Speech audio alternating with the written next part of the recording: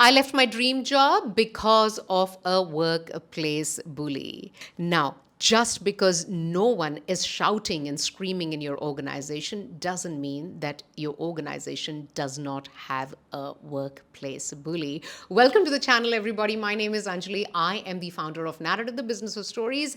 For more than a decade now, I've been helping individuals and organizations find their story, tell it, and succeed in the workplace. In this video today, I want to share with you about workplace bully. Let me start off by sharing a personal story. This was more than a decade ago.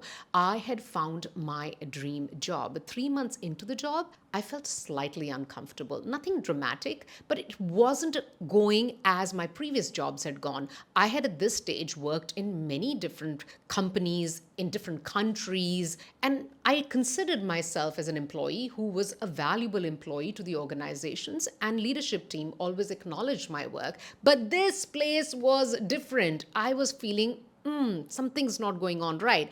Let me give you an example of what this looked like. So I was handling a really large contract. The only person who could sign on that contract to get it all done, dusted, deal, finished, was my boss. Now, my boss at this stage, when the contract needed to be signed, was actually for a work trip in Bangkok, Thailand. I wrote an email to him and established the importance of this contract and said how quickly I wanted it signed, and what could I do to get the contract over to him, and when would he be free. No response. I tried to call him, nobody picked up the phone. I tried to message him, no response. I waited, but I was also feeling anxious about that contract. So I reached out to a colleague of mine who was in Bangkok with my boss, and I asked her, can you please help me check with him if he's receiving my messages, emails, and calls? So she says, okay, I'll get back to you. Soon she writes back to me and she says, he's asked me to let you know that I am going out for a boys' night out and I won't be able to get back to you.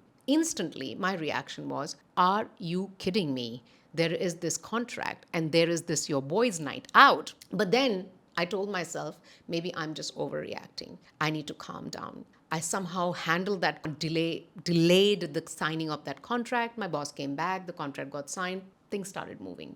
But things also started to move in a wrong direction. He started to exclude me from important meetings. I was not on CC in important decisions, and people would know things, meetings would happen, and I would not know. And the worst thing about this whole thing was that I started to believe that, maybe I just thought incorrectly about myself. Maybe I'm not as good as what I thought I was in my work. Maybe he's right. Maybe I'm just a below average employee. And I really, really felt like I was no good at all. And that is the most dangerous thing about workplace bullying, because it attacks not just your mental health, it attacks your confidence like nothing else does. Now, I ended up leaving that job, and I think in retrospect, that was the best decision I ever made. But if you are experiencing workplace bullying, I want you to know that you're not alone, because an article in Harvard Business Review titled How Workplace Bullying Manifests Itself articulates that a shocking number of people experience workplace bullying. For example, just in India, 46 to 55% of employees report experiencing workplace bullying. That is 1 in every 2 people who experience workplace bullying. That is a lot of people. Now, the question here is that if you are experiencing this, what should you do? So in this video, I want to break down some things for you. So firstly, it's important to understand, what does workplace bullying look like? Okay, so in this article, the Harvard Business Review article that I mentioned, there is the 2 archetypes that are mentioned of a workplace bully. So one is a screamer who just shouts in front of everyone. It's very obvious. It's right there and open. But the worst ones are actually the ones who are subtle and who are strategic, who do things in a way that it's not public and in your face, but make you feel really, really bad. So they're not screamers. They are schemers.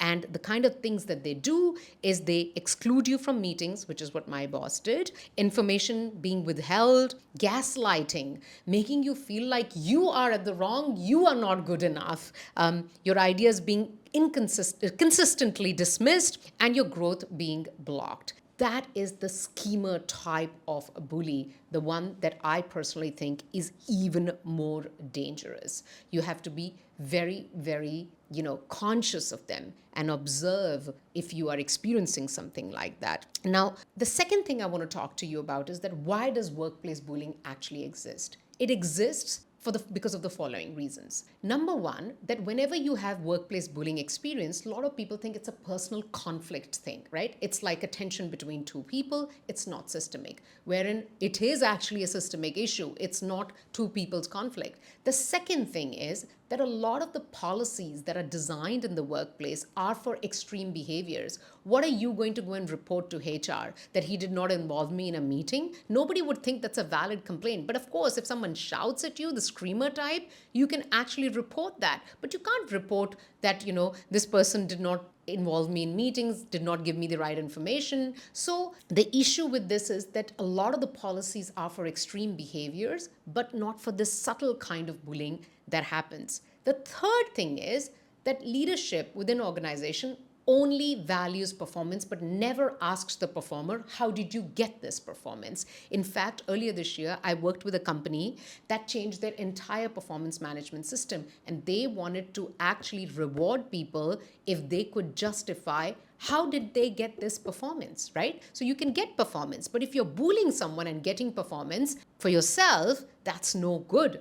Most organizations do not have systems where that is implemented, that is asked of people. Great, you got this, but how did you get it? The final thing is that mostly in the same Harvard Business Review article, it actually says top performers are bullied more because they shine, they feel like threat to bosses. So bosses try to, kind of put them down and don't let them shine. So top performers actually get bullied more than people who do not perform well, who just kind of hide within the corporate space. So that's why the workplace bullying actually exists. Now let's move to, if you are experiencing workplace bullying, what to do. If you're experiencing workplace bullying, you have to, from the get-go, even if the slightest doubt comes to your mind that, am I being bullied? You have to start noticing it. You cannot get gaslighted and sort of think that it's all my fault, I'm not good enough, I need to work harder at this, because you can't sustain that. So you have to really, really recognize the signs. Whenever I've experienced it, I have come back and actually shared it with a trusted advisor and said, this is what happened. What do you think? Because they can give you an open perspective, right? People can tell you that's absolute bullying, or people can say you're just making too much of it. So a trusted advisor who you trust, please share. Make sure you actually observe the signs, and if you don't know if this is bullying or you're just overthinking or overreacting, share it with someone. The second thing is document everything. I cannot tell you how important this is. If you have experienced something, you have to go this email, this date, this content, screenshot, whatever. Keep everything. When I quit that workplace, I wrote an entire report and I actually submitted to the HR, and I said, here are the reasons why I'm leaving. The president of the company actually called me and asked me, why are you leaving? And I said, I do not want to give you my opinion. I want to share the facts with you. And I forwarded the entire document to him. So it is really, really important that you document everything. In fact, talking about documenting everything, my own boss, when I quit, asked me, why are you quitting? And I said to him, I am quitting because of these reasons. So it's not like, I'm quitting because I think you're a horrible person or you're a bully. And I even told him that I do not know where my future is going to be under your leadership. That was my last conversation with him. In fact, I mentioned one more thing to him in my last conversation with him. I said that a month ago, when we did the final numbers for the year, you said, we are short on X amount. Let's just sack these people and we will be able to retain their salary and put it into profit. I was shocked because I said to him, next time it could be me. You could just sack me if that's how you actually treat people. So it is really, really important to document everything and be factual about why you're doing what you're doing, because it plays a huge role when you give that exit interview even if you've decided to leave. Or if you've not decided to leave, you're just telling HR doesn't want your opinion. HR wants facts. Your senior leaders who will ever investigate the case do not want your opinion. They want the facts. Okay, the fourth thing here is that if you're experiencing workplace bullying, it is so important to stay calm and professional at all times, because that is that one thing. If you lose it in front of the bully, he or she will use that against you. But if you actually calmly and professionally respond to this person, then this person has nothing against you. I'll give you an example of that. Once I submitted something to my boss and I said, will you please approve this after having a look? And he said to me, sure, if you're willing to stay till 9 p.m. Oh, so rather than getting angry or irritated and showing any frustration, I said, oh, I don't understand the need for me to be here till 9 o'clock unless you can explain if I can, why do I need to stay here till 9 o'clock? I've already finished this. And he was like, ha ha ha, I just wanted to irritate you. So you see, it's very important to stay calm, because all they're doing is they're just trying to irritate you and get some response from you that they can actually use against you. So these are the things that I would do if I was experiencing workplace bullying. Now let's come to, if no matter what you do, system does not change, what to do. In that case, after you've kind of, tried to talk to your boss, tried to talk to the HR, or tried to talk to people and say that, I'm experiencing this and nothing changes, quitting is not a failure. It's a form of self-respect. Please start looking for another job, because it is really not worth it. It is really not worth it to be in an organization where you are feeling like you are not valued, in an environment that constantly kills your confidence. What I've learned from this experience is that if an organization constantly breeds self-doubt in you, then it is not the right organization for you. Sure, sometimes bullies don't recognize their behaviors. So actually just having a chat to them, first step, and sort of saying that, this is what happened. I just want to understand your perspective, right? You said this, and I wanted to just understand your perspective. That they then realize that I've probably made a mistake by shouting, or I probably made a mistake by this, and they change their behavior. Sometimes going to HR and not complaining, but saying, here's an incident that took place. I'm not putting an opinion on it, but I'm just simply narrating the facts of what happened, and still nothing happens. Then I think you need to walk away. The final thing I would say to you, also reflect back and say, what are you being, why is this happening to you? What is it that you need to learn? You also have to, it is very important for you to actually self-reflect.